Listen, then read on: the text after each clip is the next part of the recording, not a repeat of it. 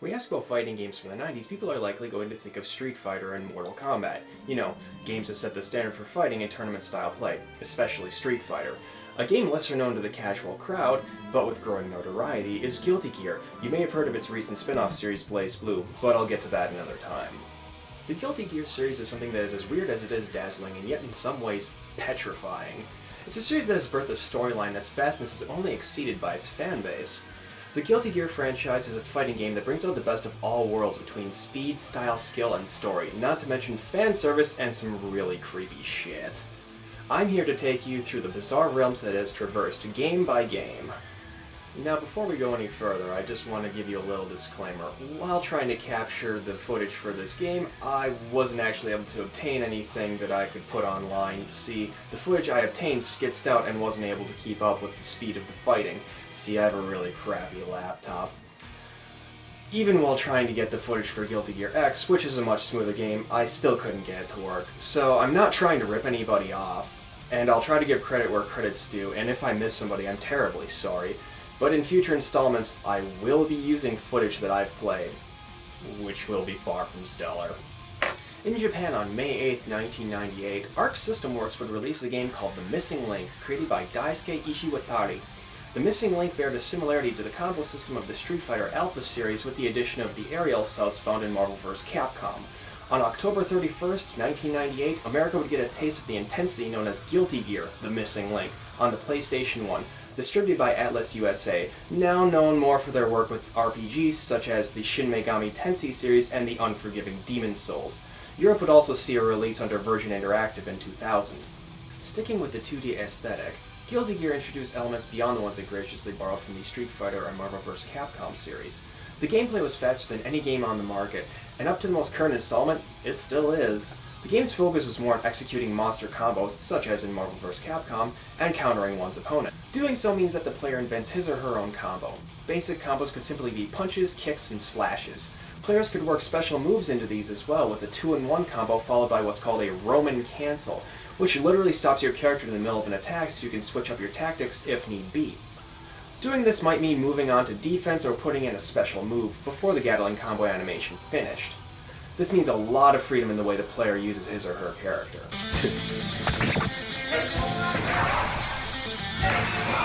Yeah, the sound effects for the PS1 sucked. Even for a PS1 game. The soundtrack is good though. The rules of matches are stock. The best 2 out of 3 rounds wins. The phrase heaven or hell duel enter number and let's rock signifies the start of a match. The word slash ends the round, if you can actually make it out in this edition. The only exception to the 2 out of 3 rounds rule is when one opponent pulls off an instant kill technique. This decides the match regardless of what round the combatants are in. Instant kill moves can be escaped, however.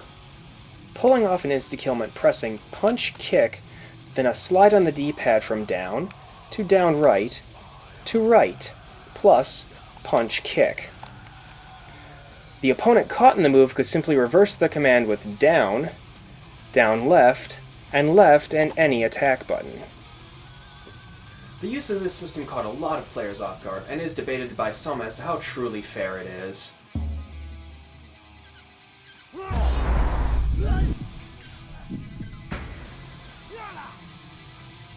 Then again, others will debate that the mark of a good fighter is his or her ability to break or counter the move.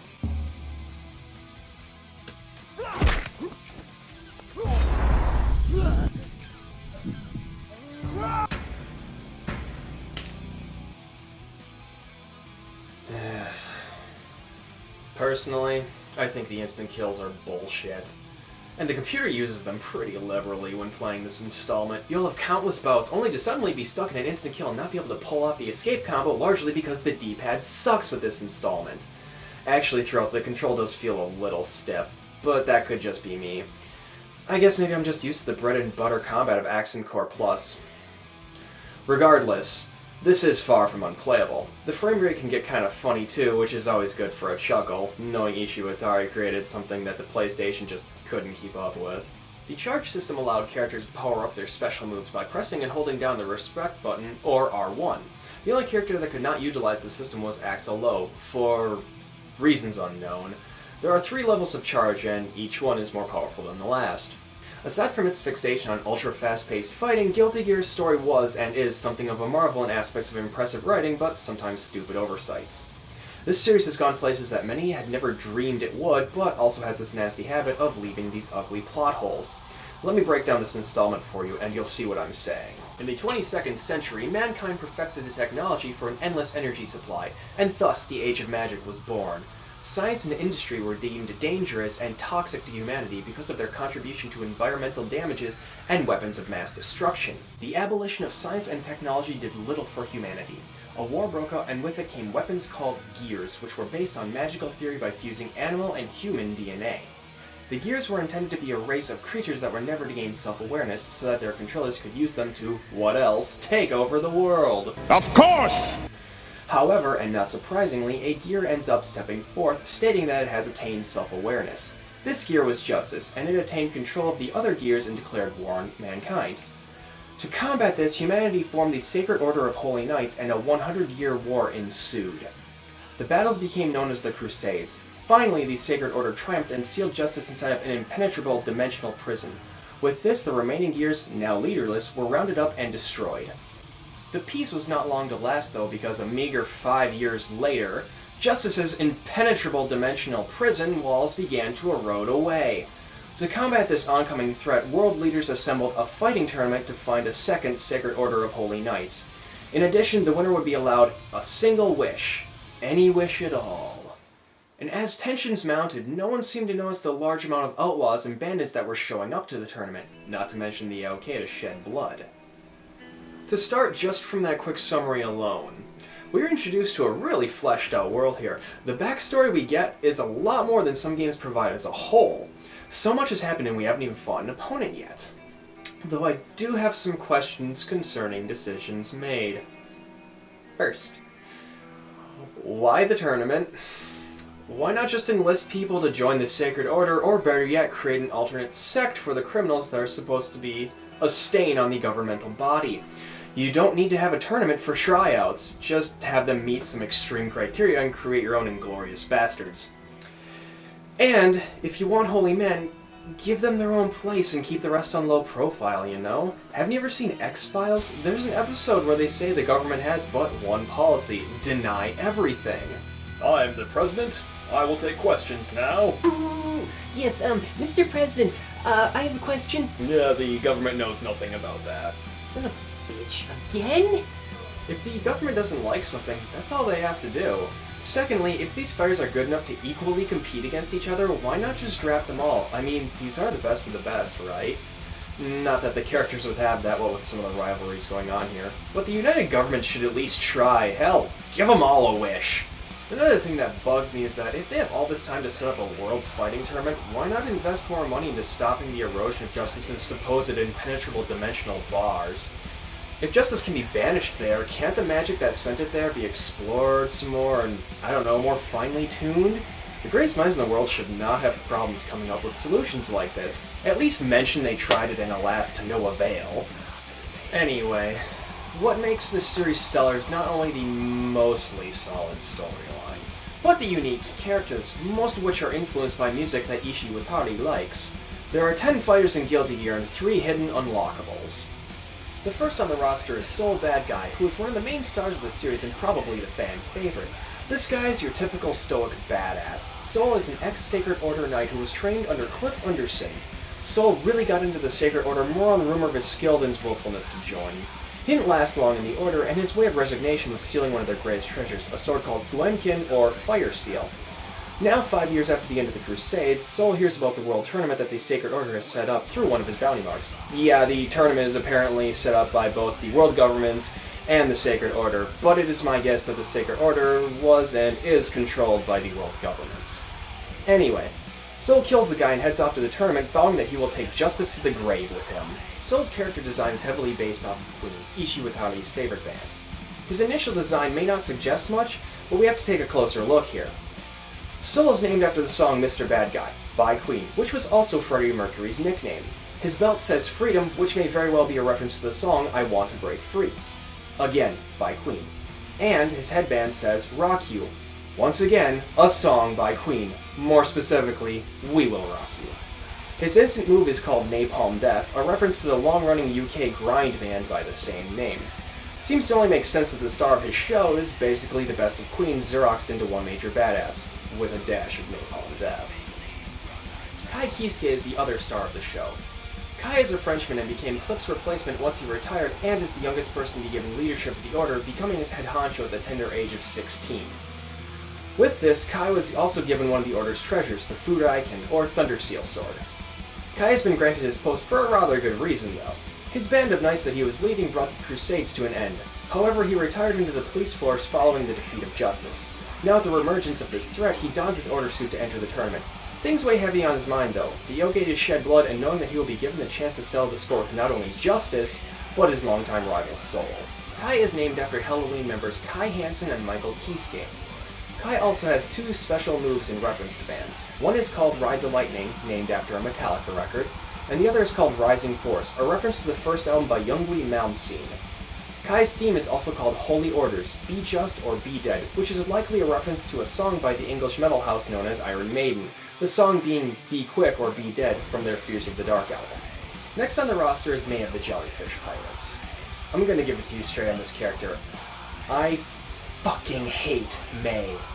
She's that incredibly annoying, lowly, sassy character that's just too energetic and not at all mentally developed. But she's a little less annoying in this one and Guilty Gear X because these are still pre-dialogue games. Unfortunately, there are no pre-screaming games.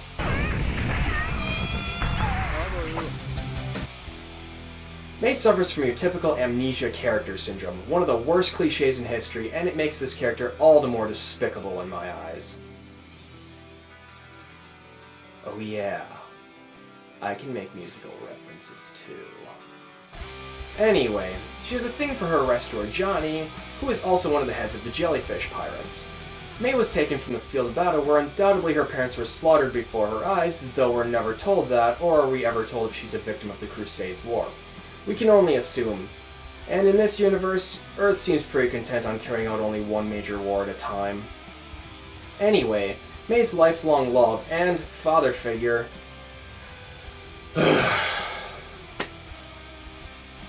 I hate this character. More and more. Anyway, Johnny's been jailed. I wonder why. So May ends up entering the tournament in order to get her one wish granted. Free Johnny! May is named after Brian May of Queen. Her theme song Blue Water, Blue Sky is based off of Skid Row's Forever. Well, Sebastian Bach is a scrawny girly man. No. That's the classical composer. Though I do feel bad for that man. I wonder, does Sebastian Bach screech like this when he gets beaten too? Annoying bastard. And her screeching is all the falsetto this game ever needs. Next up is Cliff Underson, the legendary hero, now retired from the Order. He served for decades in the Crusades, and as a thank you for his service got a massive hulking sword called Dragon Slayer, which is rumored to be able to slay a dragon in a single stroke, if they existed. And since this is planet Earth, they don't. Anyway, in retirement, Cliff finds himself bored, and one day while strolling down the street, sees an ad for the fighting tournament and a proposed second Sacred Order. Knowing immediately that something is screwy, Cliff rushes off to sign up, fearing the worst, that justice has escaped. Cliff's name is likely a call-out to deceased Metallica bassist Cliff Burton. He has an attack called Soul Survivor, which is probably a reference to the song and single by the same name by the band Halloween, which also can be found on their Master of Rings album. Potemkin is a bio that I read and wondered if he isn't a pacifist, but considering he is all for his comrades and country, he has to condone violence, but only in dire situations. Potemkin actually has a really weak backstory as to why he enters. He's ordered by his commanding officer to the tournament so they can expand their territory. Yep, that's it. I think they just wanted a hulking beast for people who liked slower moving characters, but for some reason didn't want to use Cliff. Potemkin is obviously named after the battleship Potemkin, which is a movie and idiom. The idiom centers around deception and illusion in order to meet a goal, while the film is a silent classic. A dramatization about a battleship mutiny that took place in 1905. In terms of musical references, he does have a move called Hammerfall, which could be a call-out to the power metal band of the same name. However, add a word, change the spelling, and you get Hammer 2 Fall, a possible call-out to the Queen song by the same name. It's most likely both. He is also from the Zepp Empire, and in later games, Potemkin often has a Zepp hanging out in the background. A call-out to Led Zeppelin. And now, our first feminine-looking Aryan boy. Axel Lowe is a character that is looking for a way back into the 20th century where he was born. Axel grew up in the London East End, where he witnesses gang violence on a regular basis and developed a pacifistic ideal, but still abides by the fight if you gotta philosophy. Because of his natural martial art abilities, Axel was able to clean up his neighborhood without casualties. His skills with his favorite weapon, the Kursari Gamma, made even bullets a nullified threat to him. However, just as he had achieved his goal of peace, he fell into a random time slip and entered the 22nd century. After being stuck in this time period for 2 years, Axel had all but given up hope until he had heard about the tournament and its grand prize. Axel Lowe's last name is taken from the Testament album of the same name, and you probably won't be surprised to find out that Axel is based off of Axl Rose of Guns N' Roses fame, a band whose name was possibly inspired by the Sex Pistols? Just a guess, but think about the contrasts in name, not sound. Axl Lowe's shirt certainly suggests Sex Pistols' influence, and yes, I know it's a generalization that Axl Lowe is both wearing a shirt to signify that he's from the UK, and that I found a picture of the Sex Pistols with Paul Cook wearing a Union Jack, but Guns N' Roses is from LA, and Testament is from Berkeley, both in California. It's possible. Maybe it's another call-out to Napalm Death. They're at least from the UK. Just a wild theory. Also, Axel's theme in this game is called March of the Wicked King, which is likely a reference to Queen's March of the Black Queen. Zato 1 is part of the infamous Assassin's Guild, a government-funded group, but was only an underling for the longest time. Disgusted with always being at the bottom of the food chain, he began to dabble in dark arts, which resulted in the loss of his eyesight. However, he gained unparalleled sensory perception in exchange, and was in tune with his surroundings more than ever. In a matter of weeks, he was at the top of the Assassin's Guild. Zato was betrayed by a woman named Melia, the only woman he ever loved. Zato was imprisoned, but a tall, thin man appeared before him asking if he wanted to get revenge on Melia and compete in the World Tournament. Zato accepted. Zato 1 is named after the blind swordsman Zatoichi, who's kind of like the James Bond in terms of film count in Japan, but a samurai. Zato 1's theme song is also inspired by the album art of Testament's Souls of Black. In turn, his song is named Black Soul. Zato also has an attack called Break the Law, which is undoubtedly a reference to the Judas Priest song Breaking the Law, and another track called Shadow Gallery, which is likely a reference to the 80s band by the same name. Next up is Chip Z'Nuff. Chip was a drug addict at a young age and a dealer for the Mafia. After breaking down, the organization disposed of him. However, he was saved by a mysterious ninja named Tsuyoshi. Realizing that he had a debt on his hands, he became trained at the ninja's dojo in the ways of shinobi. However, the Mafia caught up with Chip's master and had him killed. The near-death Tsuyoshi made Chip promise that he would walk away, but Chip refused the promise and entered the tournament to form his own group and take down the Mafia. Chip's name is inspired by the band Enough Z'Nuff. Their bassist is also named Chip Z'Nuff. Dr. Baldhead was once a fine physician. In fact, he was rumored to be the finest the world had seen in over 100 years and was well respected all around the world. That is, until a girl he was operating on died mid-operation. Rumors of jealous colleagues spread that the operation was fixed so that the doctor would fail. However, Dr. Baldhead went mad and went on a killing spree before finally being apprehended. While in his prison cell, a tall, thin figure, seeing a pattern here yet with the prisoners, tells him that he has many surgeries to perform and tosses him a giant scalpel. Dr. Baldhead agrees and is entered in the tournament. As far as I know and have researched, Dr. Baldhead isn't named after anything musical. Our last character on the list of non-hidden characters is Melia Rage. Melia was orphaned during the Crusades and was found by the Assassin's Guild wailing in a village and took her in. As she grew up, she was trained to use her hair as a weapon, but the assassin's life was one she found loathsome and she attempted suicide several times, all resulting in miserable failure. When her first mission came around, she was to act with Zato 1, but since the mission required her independence from the group, she took her opportunity to flee and let them get caught red-handed. Melia is now pursued by the Assassin's Guild as a fugitive and only kills them when they back her into a corner. During battle with one of her pursuers, he lets it slip that Zata 1 has escaped from prison and entered the World Fighting Tournament. Melia decides to confront her demon and enter as well.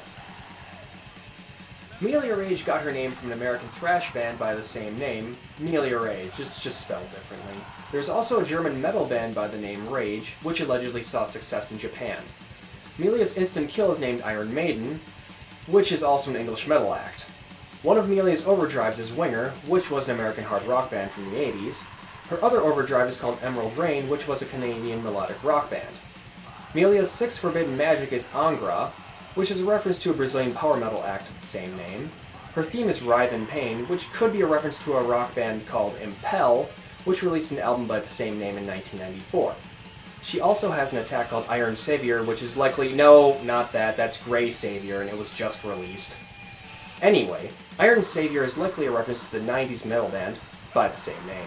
Gulity Gear also has 3 hidden characters. The first character is Baiken, who can only be unlocked by beating the game with Soul or Kai. Baiken has no official backstory for this installment. She allegedly entered the tournament to get revenge on the Gear since they wiped out 99% of the Japanese population. Ishiwatari designed her after Himura Kenshin of the Ronin from Nobuhiro Wasuki's Rurouni Kenshin series, when he saw a picture of Kenshin and mistook him for a girl. Watsuki based Kenshin off of Kawakami Gensai, a Hitokiri, or manslayer, during the late Edo period. Justice, as we have already been over, is unsealed from her impenetrable dimensional prison by Testament. Justice is likely named after the Metallica album And Justice for All, a band I gave up on after Ride the Lightning. And finally, there's Testament.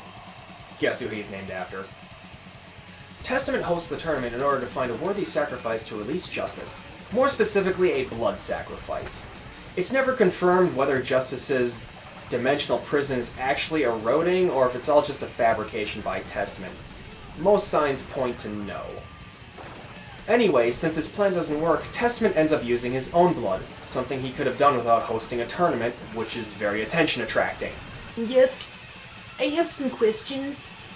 If this guy's messing around setting up world tournaments, why isn't this new world order of government investigating this? Are they just sitting back and twiddling their thumbs? This is a worldwide advertised event.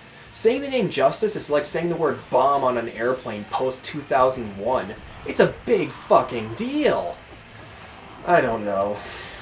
It's stupid. Also, if they were to form a second Sacred Order of Holy Knights, wouldn't they want Kai to come back immediately in order to lead this new breed of warrior properly? You need pros for this shit. You don't want people working trial and error when a threat this massive is on its way back into the world.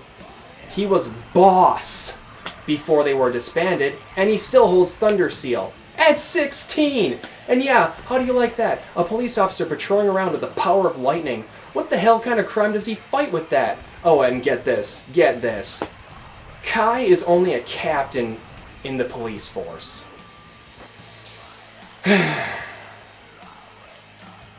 Anyway, one of Testament's special moves is named Gravedigger, a reference to a German metal band of the same name.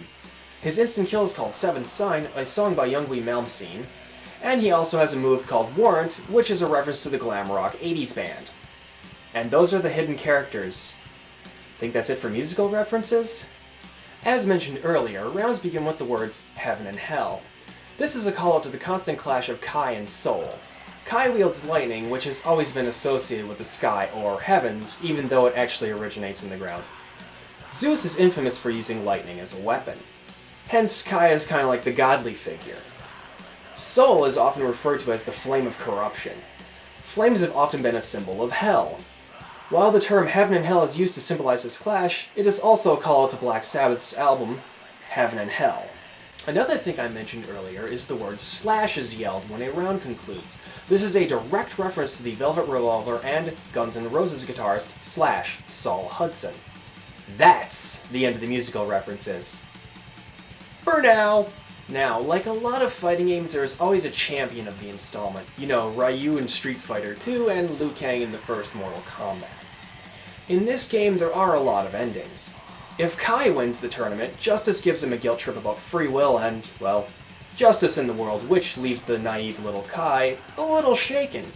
Justice tries to justify the millions dead by saying it's a means of Darwinism.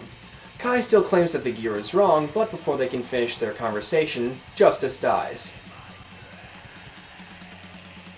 May's ending gets her reunited with Johnny, her beloved father and bedmate. Yeah, I said it. He's fucking a 12-year-old. Anyway, they live in the fairy pedo princess dream and take back to the sky to avoid statutory rape charges, and the jellyfish pirates are complete once again.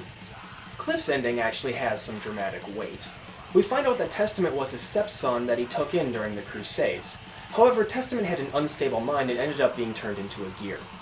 Oh yeah, I forgot to mention that all the gears are originally full flesh and blood people. What is the process that goes into turning people into gears? Magic theory! Anyway, Justice passes on and Cliff says that he feels sleepy, as though he pushed himself too hard, and in turn passes on as well. Considering who he's named after, his passing is very fitting. In Potemkin's ending, we find out that his commanding officer had ulterior motives, and thus targets the Zep Empire, saying that he was the primary candidate for the beginning of a rebellion. I like how a fighting tournament is used as a declaration of rebellion. Maybe if I can win the next Winter Olympics, in curling, I can declare war on Antarctica. Prepare for a hostile takeover, penguins. Anyway, Potemkin is asked to take off his slave collar. Yeah, that thing acts like the collars in Battle Royale, and if he removes it, he removes his head. Sergeant Gabriel declares that they will set up a peaceful democratic nation. Good luck, fellas! Election time's a bitch. For Axel Lowe's ending, we see him standing over the corpse of Justice. Yes, I know, the joke isn't very funny, but there's a lot of truth in it. Axel is sickened with grief and mourning the fact that the tournament turned out to be a lie. However, right when he's at his darkest, the crowd suddenly rushes him and calls him their messiah. I'm gonna have to go with no on this one. Also, they were fighting right in front of a crowd the whole time? Did these people have to, like, buy tickets to get in? Why didn't Testament and Justice use them as hostages? Furthermore, the arenas seemingly go all around the world, for whatever reason. Did they fly to each location? Is it like Tekken and each location is set up for visual appeal? I don't know. Anyway, Axel decides to give up on looking for a way home and embrace his new messiah status because, well, you would too. But he accidentally slips through the wormhole of convenience and is assumingly transported home. Zato 1's ending is probably one of the only endings that can coincide with the true ending of this game. See, in Zato 1's ending he becomes consumed by his shadow, the very weapon he has worked to gain control of. The shadow claims to actually be created by the ancient military complex, much like the Gears, and thanks Zato 1 for incubating it. The shadow consumes the laughing Zato and becomes an entirely different entity. In Chip's ending, Justice starts off with a rant on how the Gear is the victim, not the millions of dead humans. Chip claims that Justice was the hunter and thus the opposition, so Chip killed it. Even Justice is surprised that Chip's motives are so simple, to the point that Justice actually feels insulted and dies a pretty undignified death. As Chip stares at the dead Gear, he realizes that he hasn't evolved as a character. However, it's never stated that he's going to give up on his blood feud with the Mafia. It's simply implied. Dr. Baldhead's ending is one of the only other endings that can coexist with the true ending. Beating Justice with Dr. Baldhead gets you the Axel treatment. The people embrace the infamous serial killer as a messiah, and just as the fun is about to begin, Dr. Baldhead's memories of being a once great healer surface and he flees the crowd. Shortly after, he reestablishes his name as a man of miraculous healing ability. If you win with Mia the Rage, you find out that even after she killed Justice, she's still being chased. Not by the Assassin's Guild, however. No, instead the otakus of the world are all wanting her to take them on as an apprentice. No. No, it's not. Not exactly the words I'd use. You just need a little bit of red or blue in that hair, honey. As I mentioned only a few minutes ago, each fighting game has its champion. Soul is considered to be the Gulity Gear fighting champion, and he kills Justice. As Justice lays dying, it's revealed to us that Soul is also a gear, and since Justice is Type 1, it wonders why Soul doesn't bow to its orders. Soul states that he is the prototype and thus has a will free of it. Soul then states that the gears were forged by the hands of greedy men, and as they represent such a symbol, all the gears must be destroyed. Justice finally remembers him from the G Project, or Gear Project, from over a century ago, In her final cryptic words, Justin wishes that the three of them could talk one last time. As Justice dies, Soul swears to kill the enigma that is that man. Once again, let's take a moment to go back to that little heaven or hell clash that we talked about earlier. Twice earlier. Since Soul is considered to be the champion of the game, doesn't that mean in this case that hell sort of wins? Hell is the savior! I know that kind Soul's little love spat is background noise to Justice's attempts at xenocide, but this really opens up some ideas. I know that Ishiwatari doesn't think of Soul as Satan and Kai as God, but when you break down these into heaven and hell terms, it's kinda weird like that and gives new perspective to the clash. Not that clash. Anyway, that's Gulity Gear, the missing link. As you can see, there's a lot more to the characters in here than there are in most fighting games. However, Gulity Gear is only the beginning. Ishiwatari's world only gets more twisted and contorted from here. As a whole, this particular installment is a mixed bag. The individual character stories are really very interesting, and the mythos of the world are sometimes more interesting than the game itself. Too bad there's some major holes in the story and far too many questions left unanswered as to why the world government doesn't act against the resurrection of justice. The fighting here is also the weakest in the series. While it's good for a PS1 game, it simply doesn't hold up when compared to future installments. Saying that really isn't fair as a comparison when you compare throttles to D-pads in the later games, but once you've been spoiled, it's really hard to go back. If you've been thinking about downloading it from PSN, I recommend it only for a diehard, or for people who really want to refine their skill. While later games will certainly test your ability to not break your PlayStation 2, this edition will test your precision. D-pads are not friendly. Considering the package as a whole, things become a little sad when you realize that the object is simply to win the fight with different shaded backgrounds. It kinda skews the gameplay when you sit back and realize that everything is just witty victory banter or losing mockery. You fight a maximum of 3 rounds and, more realistically, compete for a high score as opposed to playing an integral part of the story. But since this is a Gulity Gear fighting game, we don't have the luxury of participation. Yet. And as you'll see, Ishiwatari is just beginning to perfect his craft.